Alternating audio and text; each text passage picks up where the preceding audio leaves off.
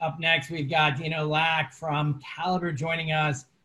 Dino, who I just had the pleasure of meeting actually recently, you could call him overambitious or a sucker, however you want to say it, because he's wearing two titles at Caliber. He's the Chief Product Officer, but also the head of software engineering there, and he is a coder by trait, I guess you want to go with that. So, Dino, welcome. Thank you.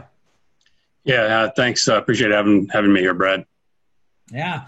So we wanted to talk to you a little bit today, really about your role, about how Caliber is growing. And you're not new in this industry. Someone who was born out of consulting, did their time at Wells, at CoreLogic, at loanDepot, now at Caliber. You understand the different dynamics and kind of the change curves of mortgage and information as well. And we've talked about IoT many times. One of the things that I believe you wanted to discuss today is more MOT. So if you can jump into that a little bit more, we'd love that.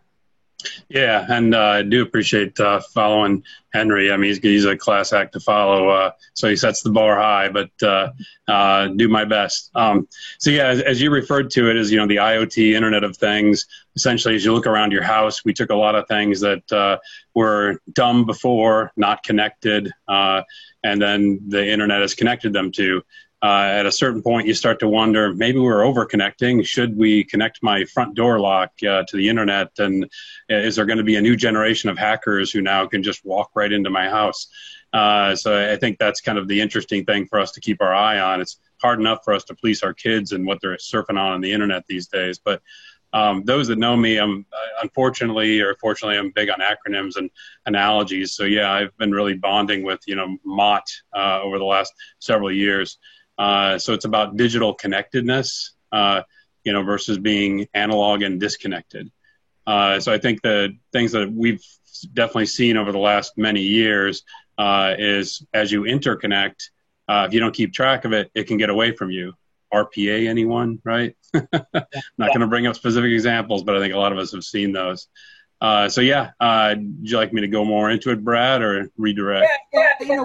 One of the things I wanted to ask is, for someone who does wear two hats, the product and the engineering hat, are you able to have a uniform way that you discuss these processes within a company? Personally, I've come from companies where product and engineering kind of sit on two very, very different sides of the building.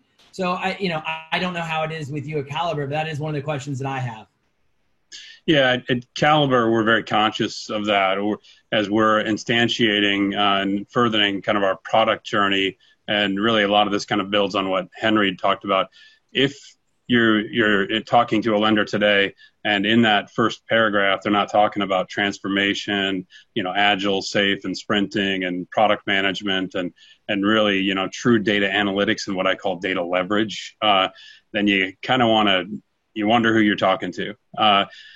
So we're definitely onto that journey, and we're trying to keep the two nestled really close together. And almost the term of like product engineering, which is not a thing that's been in the mortgage lending stack.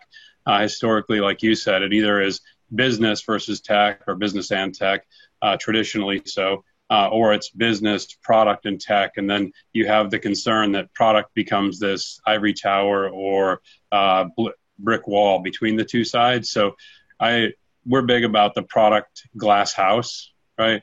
Where you definitely have true partnership between the business and tech and everybody working together. Right.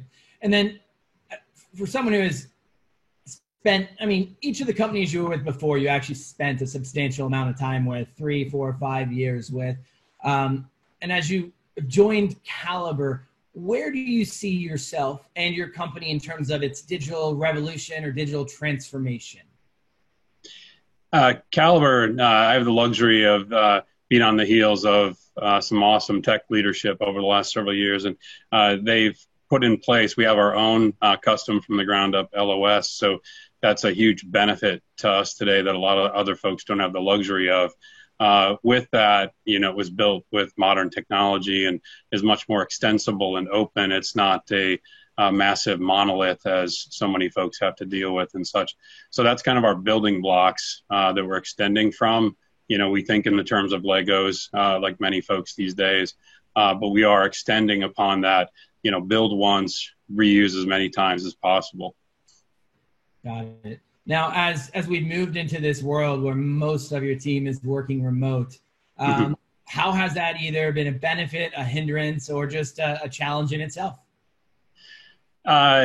Caliber was magnificent, in my opinion, being the new guy who can still use the card a little bit, in that I was in the office for the first 6 weeks of my career at Caliber, and then we got, just like Henry got, the note to go home. But we did it all pretty much over a weekend and a day, and we didn't miss a step. Our ops and sales folk brag about, that transition and such, that it was so seamless. I think we'd all be, would say today that nobody thought it would drag on this long. I think we're trying to get really back to also kind of referring to what Henry said. It's about the people first, right?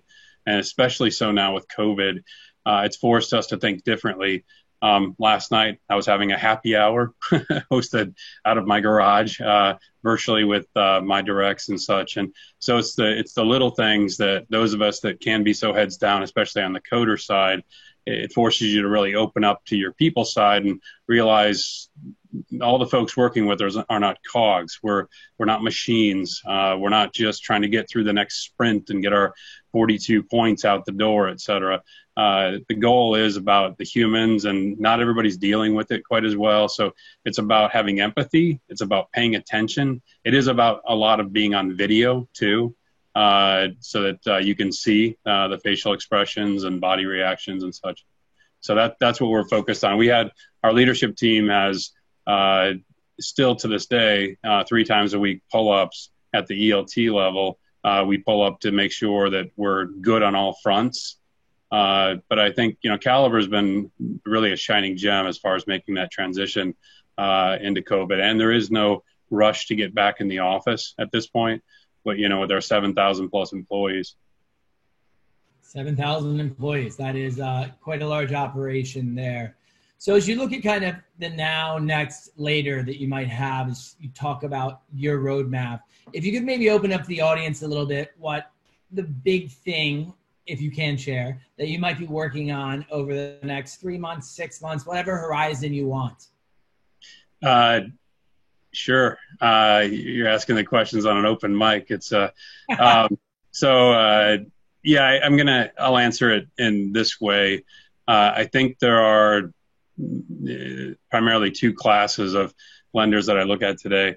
Those that are have chosen their path to leverage mostly other people's tech. And then there are those that have chosen the path to leverage where it makes sense other folks' tech, but build their own. And definitely, Caliber is in that group of a significant amount of build our own. I'm not going to get into how many sprint teams that we have access to, but it's many. And, there's a cadence to it, the 2-week sprinting and such. And as everybody, pretty much has migrated to, that's in that software development or engineering business. I'd say most of the industry, because I have a lot of friends on the phone, I think as well. If you're not using data as a weapon instead of a report, you're doing it wrong. Please go back to your desk and figure that out.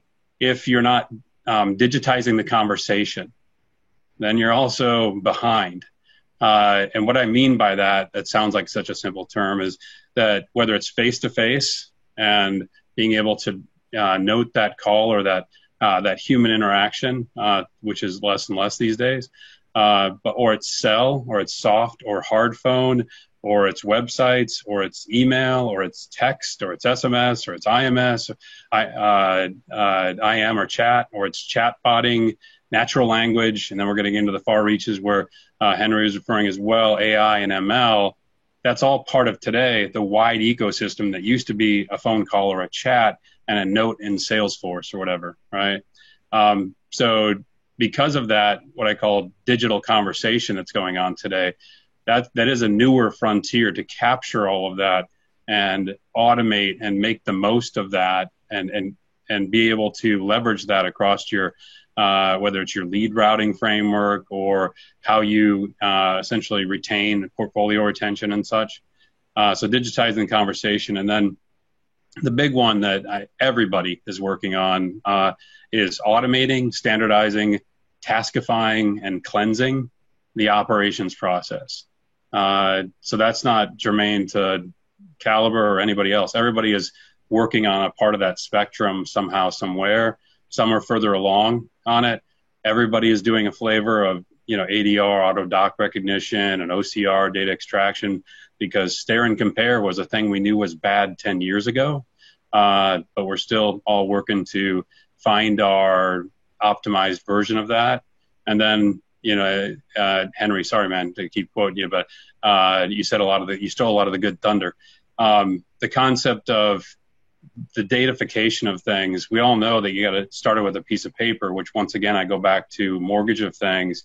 That was a disconnected thing. You got to have a human stare at that paper, which in their brain turn that data, the pixels on the paper into data, and then they tap it into a keyboard.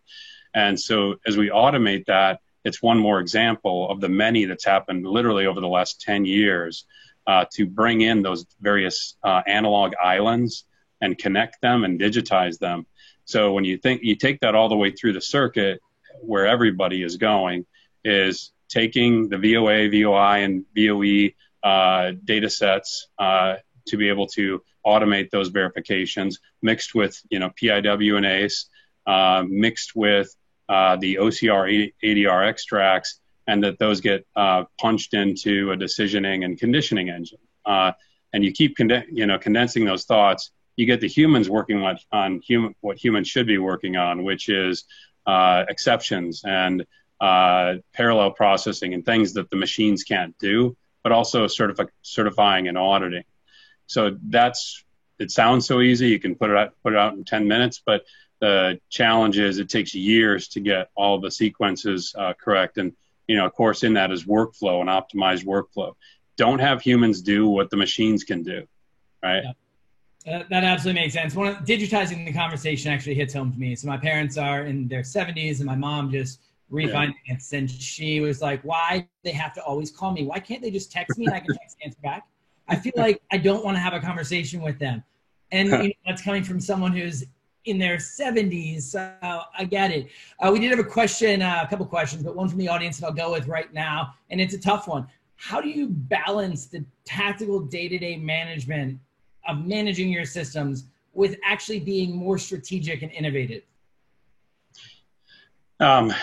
So prod ops versus DevOps versus pure software engineering. I don't know. That's an interesting question. I think for me, it's about capacity assignment. It may sound strange, but a lot of us that are in this software engineering and mortgage, which is a special thing for me, and I think some of those on the phone, is you have to start with KTLO. You got to have a set aside amount of capacity to keep the lights on downstairs, right? That's the foundational groups, whether it's sprint teams or set aside folks. And then you stack on top of it the maintenance queues, which aren't all sexy, but there's definitely some good things that go through those queues. And then on top of it, it's really the variable investment that an organization wants to put to drive their digital journey and such. So if you segment it like that, it allows you to kind of to keep track of keeping the lights on, still keeping track of the unsexy stuff, and GSEs putting out a hit fee on refis and such, which might have happened recently and then got retracted. And then also, I think just the segmentation of, probably more importantly, is you have to have a product group, I think, that helps abstract and make sure that we're always focused on innovation and solving for the new problems, and you don't get so quagmired, pulled back into 100% maintenance focused. Yeah. Well, that was great. I really wanted to thank you for taking the time today to come out, talk to us, talk to all of your colleagues and peers here across the industry, really to look a couple steps deeper as we kind of talk about not just at the 30,000 view, but really how you tactically execute on some of that. So Dino, thank you very much.